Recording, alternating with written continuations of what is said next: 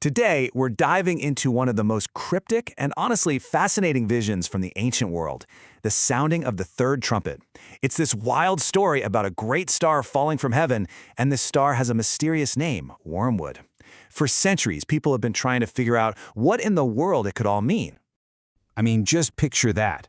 A star, blazing like a torch, just careening out of the sky and poisoning the water supply. The imagery is so powerful, it's almost cinematic. But it's the name that really sticks with you. Wormwood. A name that literally means bitterness.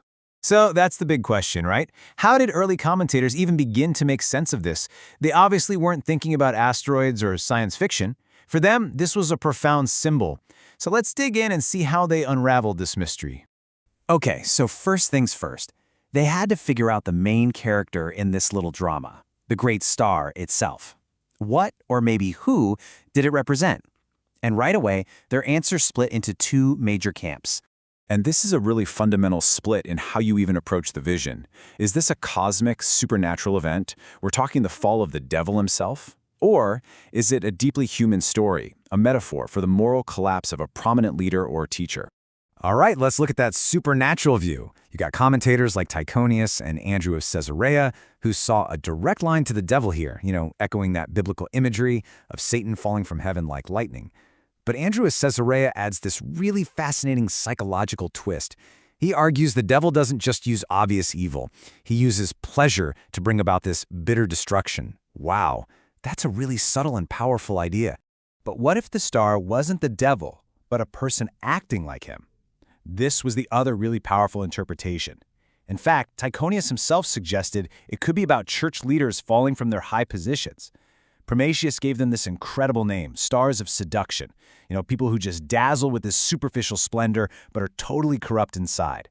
And the historian Bede, he was blunt. These are heretics, people who abandon the truth. So whether this star is the devil or some fallen leader, its name is Wormwood. And for these early thinkers, that name wasn't just a random label. It was the absolute key to unlocking the meaning of the entire vision. Wormwood is a real plant. It's this intensely bitter herb, sometimes used in medicine, but it's mostly famous for its incredibly harsh taste. And that made it the perfect symbol for the corrupting nature of sin and false ideas. It's something that promises one thing, but delivers nothing but bitterness in the end. And what's really interesting is how different thinkers approached this idea of bitterness. For Tychonius, it was that classic bait and switch of sin. It seems so sweet at first, but it always ends in regret.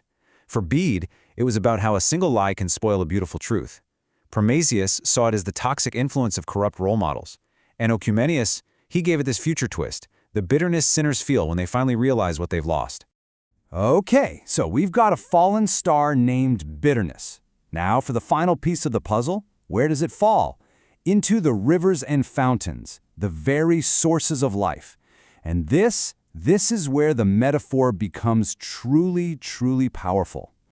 Yeah, for these commentators, this was never about poisoning actual drinking water. No, the waters represented something way more essential, the very sources of truth, wisdom, and spiritual nourishment that a whole community relies on to survive and thrive. So what were these sources exactly? Well, many, like Tychonius and Bede, thought the waters were the Holy Scriptures themselves being twisted and falsified. Others said, no, it's the teachers of the Scriptures who are now spreading poison instead of truth. Oecumenius even suggested the people themselves could become the bitter waters. But the common thread through all of it is the corruption of something that is supposed to give life. So when you put it all together, you see this devastating chain reaction. It all starts with one major fall, a great person, a big idea. That fall then pollutes the very systems of knowledge and teaching. And in the end, the people who trust those sources are the ones who pay the ultimate price. It's a kind of spiritual death. Man, this quote from Prometheus just nails it, doesn't it? The fall of a great person or a trusted institution doesn't happen in a vacuum. It creates confusion, it weakens people's faith, and then they get corrupted by following that terrible example. It's a ripple effect of ruin. And this really gets us to the ultimate point. Why did these thinkers spend so much time decoding this vision? Well, because for them, it wasn't just some prophecy about a far-off apocalypse. It was a timeless, urgent warning. So, Here's the crucial takeaway. They weren't trying to map out a future timeline.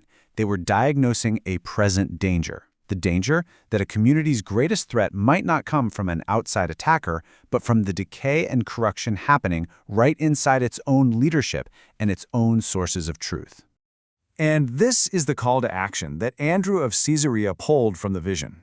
When you're faced with the threat of such bitter corruption, the only real defense is rigorous self-examination. You have to look inward first, to make sure you aren't becoming a source of bitterness yourself.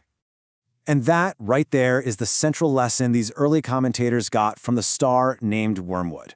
The vision was a stark, unforgettable reminder that once the wells of truth are poisoned from the inside, the damage can be absolutely catastrophic. It really leaves us with a question that feels just as urgent today as it must have back then. In our age of information and misinformation and fallen heroes, what does it look like when our own rivers and fountains of knowledge turn bitter? And what on earth can we do to protect them?